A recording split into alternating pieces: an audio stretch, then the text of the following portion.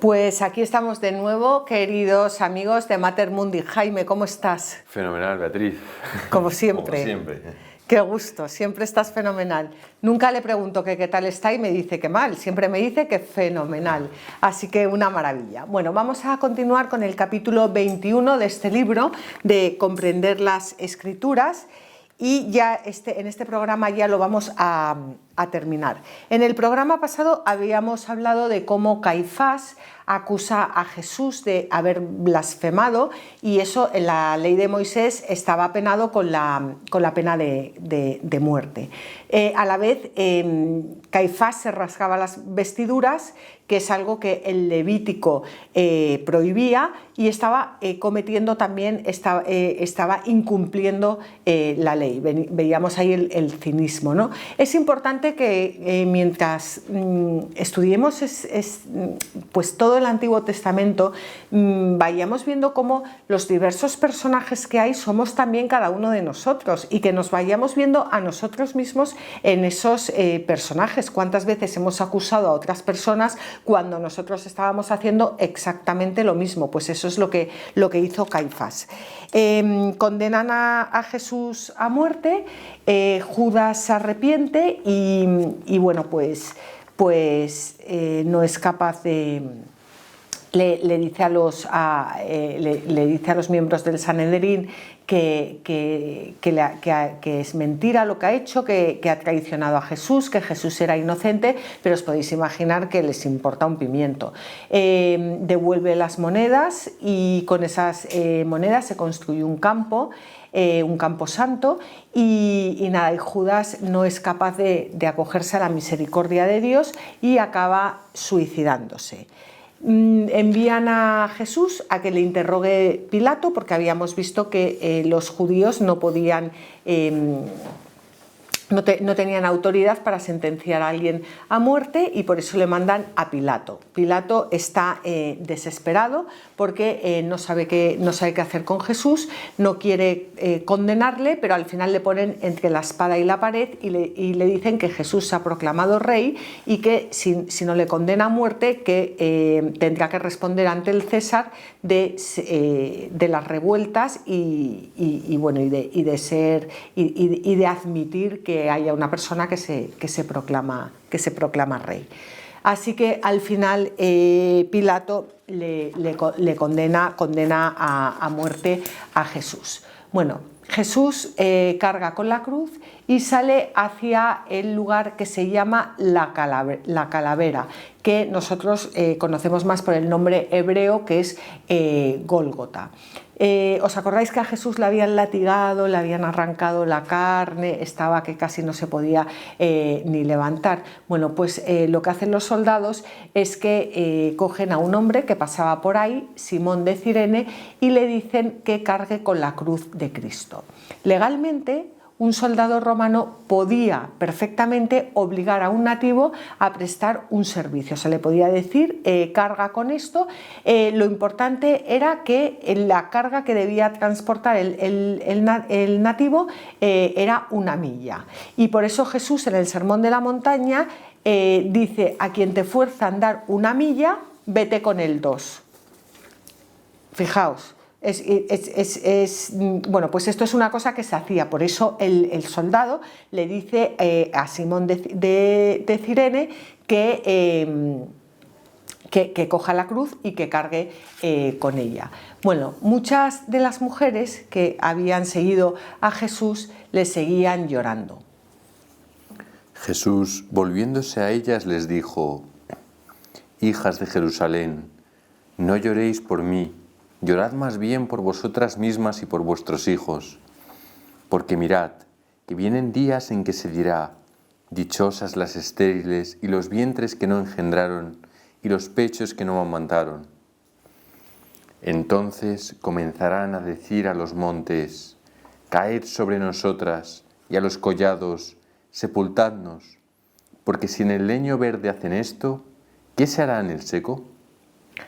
Bueno, o sea, Jesús, no sé, como os decía en el programa pasado, es muy importante meditar la pasión de Cristo. Bueno, pues cuando llegan al Gólgota, al lugar donde le van a crucificar, le ofrecen a Jesús vino mezclado con mirra. ¿Qué era el vino mezclado con mirra? Era pues una especie de analgésico que supuestamente le iba a reducir un poco el sufrimiento. Pero Jesús se niega a tomarlo. Y esto también es una enseñanza para nosotros, porque Jesús no está buscando mitigar su dolor. Jesús está buscando dar su vida por nosotros con todas sus consecuencias. Jesús se podía haber bajado de la cruz, Jesús se podía haber bebido vino y haberse emborrachado, Jesús podía haber pedido todo tipo de analgésicos. Jesús no está buscando mitigar su dolor. Jesús le ha dicho que sí al Padre, que sí va a cargar con la cruz, que va a morir por todos nosotros y lo que él tiene en mente es llegar hasta el final. Y esto es algo que yo creo que también es importante para nosotros, porque muchas veces cuando una persona va a morir y se suele decir que no sufra,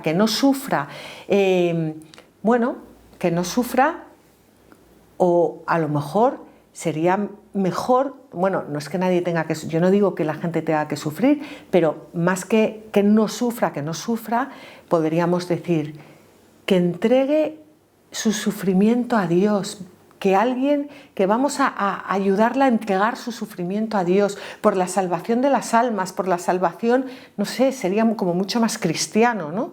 Pero bueno, clavan a Jesús en la cruz como si fuera el peor de los criminales de toda la historia y le clavan con dos criminales, uno a la derecha y otro a la izquierda. Pero Jesús, que está, bueno, todavía saca fuerzas para decir: Padre, perdónales porque no saben lo que hacen. Y esto es algo importantísimo, porque cuando los ángeles pecaron, cuando el ángel de luz pecó, no hubo lugar para la misericordia de Dios, porque el Lucifer era una persona, o sea, tenía toda la inteligencia y sabía perfectamente lo que estaba diciendo cuando se rebeló contra Dios. En cambio, en el caso de Adán y Eva, bueno, pues eso, no saben lo que hacen. Por eso hay toda esa apertura, por eso Dios derrama toda esa misericordia. Bueno, pues Jesús en la cruz todavía saca fuerzas para decir: Padre, perdónalos porque no saben lo que hacen. Y ahora vamos a leer lo que Pilato manda escribir en el título. ¿Sabéis lo que es el título? El título era lo que se ponía ahí encima, en la cruz, el motivo por el cual habían condenado a esa persona a estar en la cruz. Pilato mandó escribir el título y lo hizo poner sobre la cruz. Estaba escrito: Jesús Nazareno, el Rey de los Judíos. Muchos de los judíos leyeron este título, pues el lugar donde Jesús fue crucificado se hallaba cerca de la ciudad, y estaba escrito en hebreo, en latín y en griego. Los príncipes de los sacerdotes de los judíos decían a Pilato: No escribas el Rey de los Judíos, sino que él dijo: Yo soy Rey de los Judíos. Lo que he escrito, escrito está, contestó Pilato. Bueno, pues estaba escrito en hebreo, en latín y en griego, para que lo entendiera todo el mundo. Y ese famoso INRI que vemos tantas veces viene de Iesus Nazarenus Rex Iudaderum, que significa Jesús de Nazaret, Rey de los Judíos. Él recibió muchas burlas, porque claro, decían: si eres rey de los judíos y has salvado a otros, a ver si te salvas a ti mismo. Si eres hijo de Dios, a ver si te salvas a ti mismo. Y uno de los ladrones, el que llaman el mal ladrón, el buen ladrón y el mal ladrón, pero de buenos no tenían nada ninguno de los dos, le injuriaba diciendo: ¿No eres tú el Cristo? Pues venga, sálvate a ti mismo y sálvate también a nosotros. Pero el buen ladrón, entre comillas, le dijo lo siguiente: ¿Ni siquiera tú, que estás en el mismo suplicio, temes a Dios? Nosotros estamos aquí justamente, porque recibimos lo merecido por lo que hemos hecho, pero éste no ha hecho ningún mal. Y decía: Jesús, acuérdate de mí cuando llegues a tu reino. Y le respondió: en verdad te digo, hoy estarás conmigo en el paraíso. Bueno, pues este buen ladrón, que más que un ladrón debía ser un asesino, nos ha dado una gran... Primero es el primer santo de la historia, porque es el primero, la primera persona, bueno, el primer santo de la historia, el primer santo del Nuevo Testamento. Y nos enseña, tanto él como el otro, a vivir la cruz, porque nosotros podemos vivir la cruz la vamos a tener siempre, o sea, hagamos lo que hagamos, siempre vamos a tener la cruz, pero podemos vivirla como el buen ladrón o como el mal ladrón. Si la vivimos como el mal ladrón, pues ¿qué hacemos? Porque no hay derecho, porque lo que me han hecho, porque no puedo... Bueno, eso, en definitiva, como unos amargados, hablando en claro. Y si la vivimos como el buen ladrón, pues es acogiéndonos al amor de Cristo, dándole la mano, sabiendo que lo que nos pasa, pues oye, que es una cruz, que lo mejor es ofrecerla, que muchas veces nos merecemos muchas cosas por nuestro pecado. Bueno, pues es un ejemplo, los dos, un buen ejemplo y un mal ejemplo para nosotros. La pregunta es, ¿tú cómo quieres vivir la cruz? ¿Como el mal ladrón o como el buen ladrón? Bueno, yo como el buen ladrón, pero vosotros me imagino que también. ¿Qué es otra de las cosas que hace Jesús? Que está el pobre que ya no puede más en la cruz, pero no se podía morir todavía, porque todavía tenía que hacer algo importantísimo. Jesús, viendo a su madre y al discípulo a quien amaba, que estaba allí, le dijo a su madre: mujer, aquí tienes a tu hijo. Después le dice al discípulo: aquí tienes a tu madre. Y desde aquel momento el discípulo la recibió en su casa. Bueno, Jesús nos entrega a la Virgen María. Me decía una persona, estaba el otro día hablando con una persona y que me estaba contando, bueno, pues de su marido, que en fin, un horror. Un horror, un desastre. Pobre marido, o sea, un hijo de Dios, pero con muchos problemas. Y entonces me estaba contando y yo le decía, pues cógete de la mano de María y mírale como María miraba a San José, mírale con ese amor. Y me decía ella, claro, es que la Virgen María no tuvo que aguantar lo que aguanté yo. Y le dije, ¿qué te crees tú eso? La Virgen María en la cruz tuvo que acoger como hijos al centurión ese que estaba borracho, eruptando, burlándose de su hijo, por ejemplo, al que le había cogido con el látigo y le había desgarrado entero, al que se estaba riendo de él y le estaba diciendo: si tú eres rey, si tú eres hijo de Dios, sálvate a ti mismo, al que le estaba escupiendo en la cara. A todos esos tuvo que acogerlos como hijos. O sea, que también esto es una escena muy importante para meditar, porque la Virgen María acogió, Jesús perdonó, invocó el perdón del Padre, Padre, perdónales porque no saben lo que hacen, y ella a la vez les acogió como hijos. Es duro, ¿eh? Bueno, y a la vez en el discípulo, que dice aquí Jesús viendo a su madre y al discípulo a quien amaba, y no dice el nombre del discípulo, porque ese discípulo a quien amaba somos cada uno de nosotros, y Jesús nos entrega a su madre. Y ya vamos a pasar a un siguiente punto, que es el último cáliz. ¿Os acordáis? El cáliz de la consumación. Vamos a leer a Marcos. Y cuando llegó la hora sexta, toda la tierra se cubrió de tinieblas hasta la hora nona. Y a la hora nona exclamó Jesús con fuerte voz: Eloí, Eloí, lema sabactani, que significa: Dios mío, ¿por qué me has abandonado?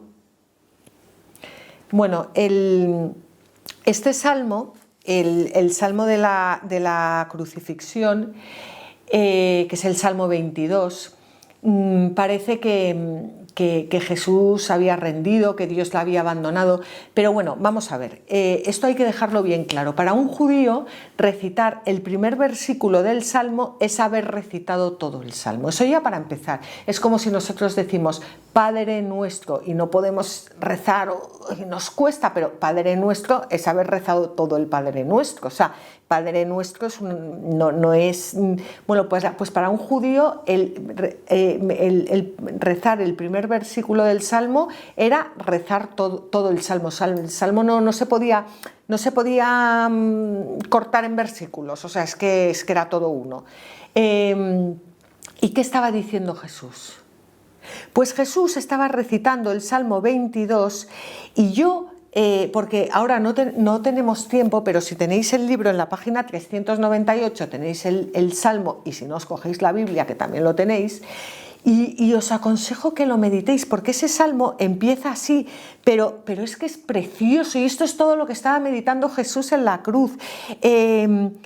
Fíjate, pasa ya pero tú eres el santo, sentado entre las alabanzas de Israel. En ti pusieron su esperanza nuestros padres, pero yo soy un gusano, no un hombre, oprobio de los hombres, desprecio del pueblo. Al verme todos hacen burla de mí, tuercen los labios, mueven la cabeza. Confío en el Señor, que lo salve Él, que lo libre, si es que lo ama. Y ahora empieza: tú me sacaste del vientre, me confiaste a los pechos de mi madre. A ti me encomendaron desde las entrañas maternas, y sigue, me rodea una manada de novillos, me derramo como el agua, me dislocan todos mis huesos, mi corazón se derrite como cera, se deshace en mis entrañas, mi garganta está seca, mi lengua pegada al paladar, se reparten mis ropas, echan a suerte mi túnica. Pero tú, Señor, no te alejes, fuerza mía, date prisa en socorrerme. Libra mi alma de la espada, mi única vida de las garras de los perros, es decir, resucítame. Anunciaré tu nombre a mis hermanos. Ya está cantando ya coge el salmo el tono de victoria. Anunciaré tu nombre a mis hermanos, te alabaré en medio de la asamblea. Los que teméis al Señor, alabadle, estirpe de Jacob. Glorificadle. Y sigue: te alabaré ante la gran asamblea, cumpliré mis votos delante de quienes lo temen. Que vuestro corazón viva por siempre. Se acordarán y se convertirán al Señor. ¿De qué? De la resurrección. Ya está dando gracias por la resurrección. Los enteros confines de la tierra. Y sigue, pero mi alma vivirá para Él. Mi descendencia le servirá. Hablará del Señor a la generación venidera y proclamará su justicia al pueblo que ha de nacer. Así lo hará. Este salmo está escrito cientos y cientos y cientos de años antes de la muerte de nuestro Señor Jesucristo, y describe toda la pasión de Cristo, y comienza... Es la historia de la oración de Cristo en la cruz. Porque me has abandonado, me rodea tal, pero yo confío en ti, te doy gracias porque tú aplicas tu justicia, y toda toda mi descendencia te dará gloria por siempre. Es precioso, es precioso. Bueno, pues a medida que se acercaba el final, uno de los que estaban presentes le ofreció una esponja empapada en vinagre y sujeta a una caña de hisopo. Esa planta es la que se utilizaba para rociar la sangre del Cordero Pascual. Y eso lo leemos en el Éxodo. Y después de beber el vinagre, Jesús dijo: todo está consumado. Cáliz de la consumación, el último cáliz de la Pascua, el cáliz de la consumación. Todo está consumado. Era el cáliz que Jesús había prometido no beber hasta que llegase la hora. Jesús aquí ya había bebido el cuarto cáliz de la cena pascual. ¿Y qué hace? Inclina la cabeza y entrega el espíritu. Y el velo del templo se rasgó en dos de arriba a abajo. El centurión, que estaba enfrente de él, al ver cómo había expirado, dijo: en verdad, este hombre era hijo de Dios. Pues el velo del templo se rasgó en dos de arriba abajo. El velo que separaba el Sancta Sanctorum del pueblo de Israel se rasgó en dos. Jesucristo, con su muerte, tendió un puente entre Dios y los hombres. Jesucristo unió el Nuevo y el Antiguo Testamento. Bueno, yo no sé si esto se entiende bien, pero es apasionante, la verdad.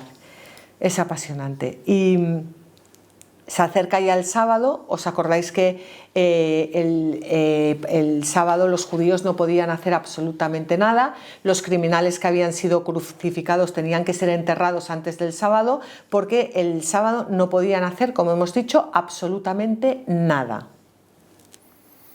Como era la presceve, para que no se quedaran los cuerpos en la cruz el sábado, porque aquel sábado era un día grande, los judíos rogaron a Pilato que les quebraran las piernas y los retirasen. Quebrar las piernas de los criminales en realidad era un acto de clemencia, porque estaban que no podían más, y quebrarle las piernas era matarles. Pero cuando llegan a Jesús, ve que Jesús ya está muerto y no le quiebran las piernas. ¿Pero qué hacen? Le clavan una lanza en el costado, de donde brota agua y sangre.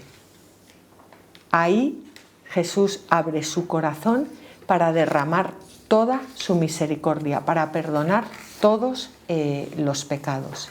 Y acordaos que en el Éxodo dice, en las instrucciones para preparar el Cordero Pascual, se dice que no se le quebrará ningún hueso.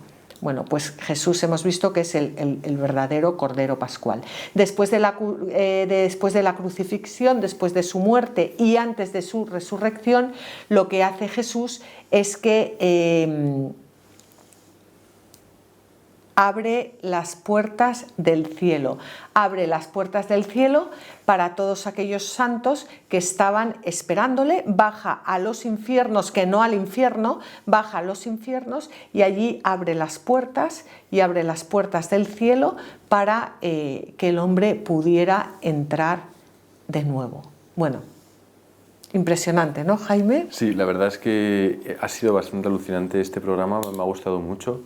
He aprendido un montón y es verdad que, bueno, tengo varios puntos a comentar, pero así, pues lo primero de todo y probablemente lo que menos me ha impactado, pero que me ha gustado era lo de que ya Jesús dijo a quien te acompañe una milla, ¿no?